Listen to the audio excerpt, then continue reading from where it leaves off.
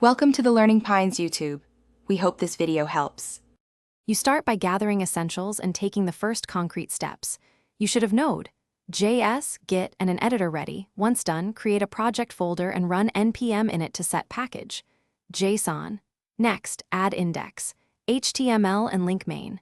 JS so the browser can load your code. Open the folder with a live server for instant feedback and commit an initial Git snapshot. Make sure to use clear file structure and test that a simple console log appears in the browser console. You now implement the app's core.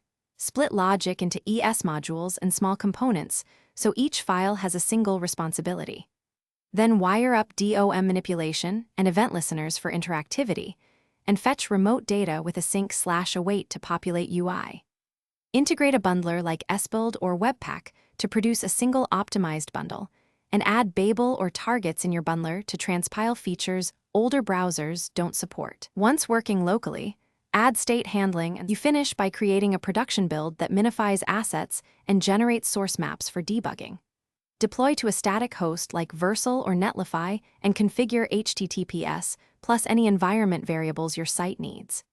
After deployment, run Lighthouse for performance and accessibility fixes and add a CI job to automate future builds.